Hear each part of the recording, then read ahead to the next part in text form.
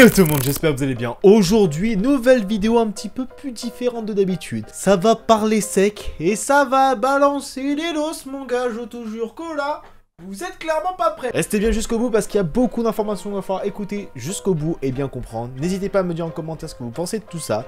Vous êtes prêts? On est parti. Mesdames et messieurs, bienvenue en enfer.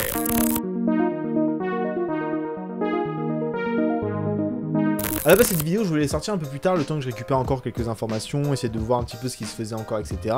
Mais j'ai vu récemment la vidéo du Radi et Radi où justement il parlait un peu de collection Pokémon. Et parmi ceux-là, il parlait notamment d'un YouTuber qui s'appelle Hector le Vrai. Cette personne, je la trouve étrange. Je sais pas pourquoi. Et toi, Chris, t'en penses quoi de cette étrange personne?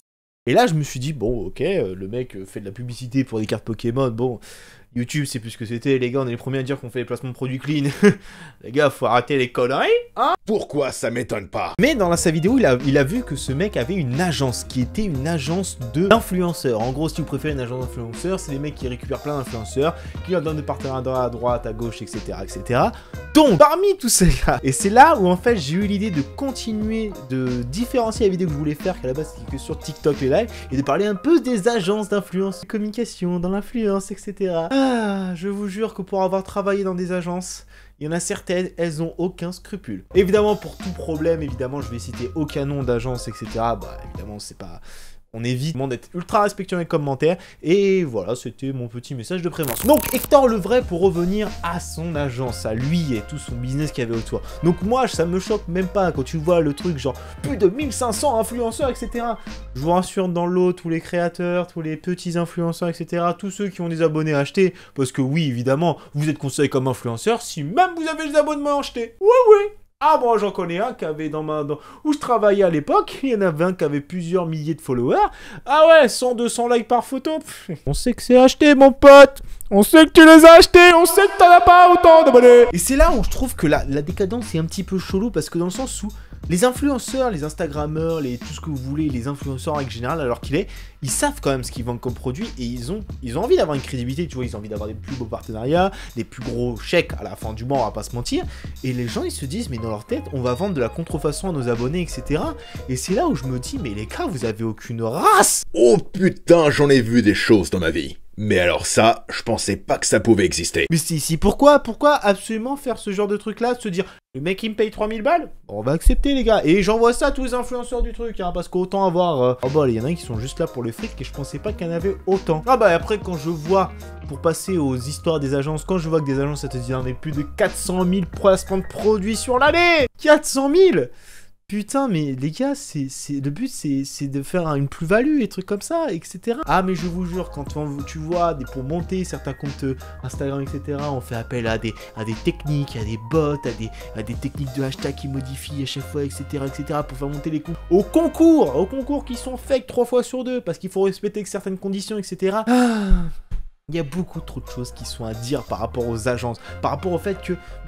Le fait qu'ils fassent ça sur des clients, tu vois, pour monter un compte Instagram, pour avoir un compte à 15 000, ok, à la limite, d'accord, bon, 15 000, c'est génial, super. Sauf que derrière, le taux d'engagement, il est à chier, les likes ne suivent pas, les comptes ne sont pas là. Et là, c'est à ce moment que tu te dis, bah, les métiers, les gens qui font ça, community manager, qui créent le contenu, etc., bah, ça leur donne plus envie de créer du contenu pour ce genre de marque-là, parce que tu es là pour produire du contenu, Et à la fin, on te dit, non, attendez.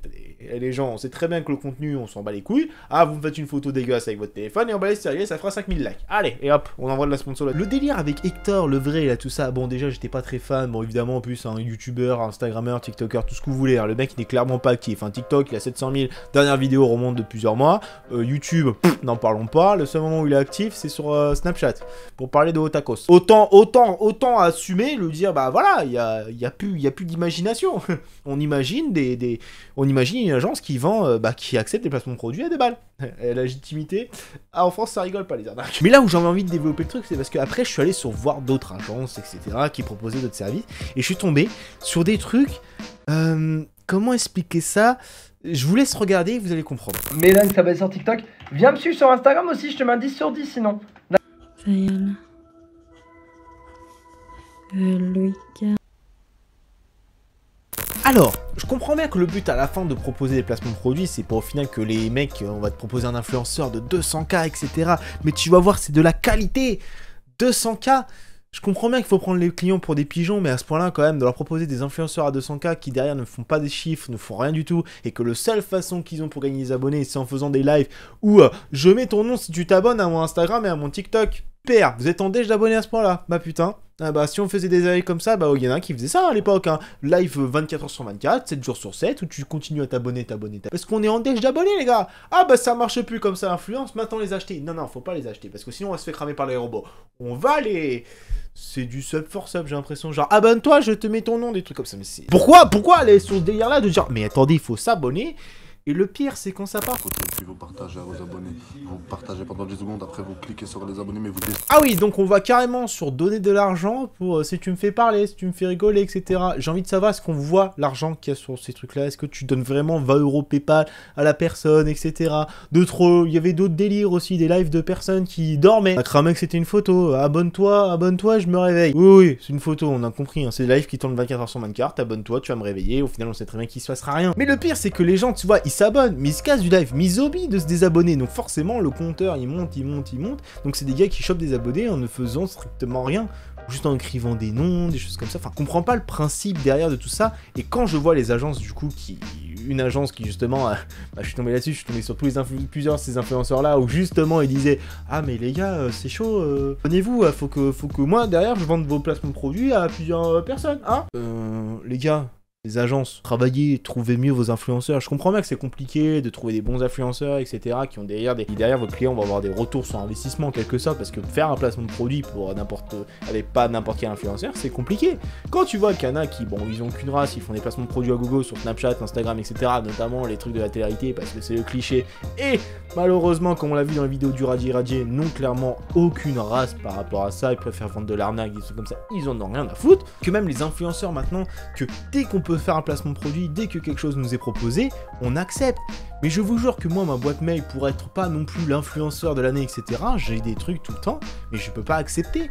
Parce que je sais pas d'où ça sort, je sais pas ce que c'est. On m'a même proposé d'augmenter mon chiffre d'abonnement, mon chiffre de vues, avec des Google Ads, des trucs comme ça. Mais je suis pas en déj d'abonnés, de vues à ce point-là. Genre, je veux pas faire ça. C'est que là, je vous montre tout ça parce que je vous montre qu'il y en a certains qui peuvent avoir ce genre de variations, qu'ils ont envie de réussir et ils vont utiliser des méthodes un peu pas legit, qui sont pas très légales et qui sont, bah voilà, qui trichent un petit peu, malheureusement c'est vrai.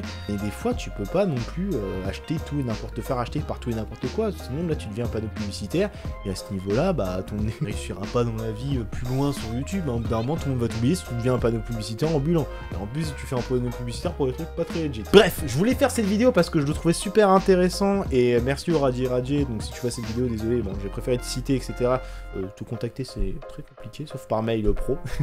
En tout cas, bon, j'espère que cette vidéo vous aura plu. N'hésitez pas à me dire dans les commentaires ce que vous pensez de tout ça. Et sur ce, on se donne rendez-vous pour une prochaine vidéo. Tout le monde.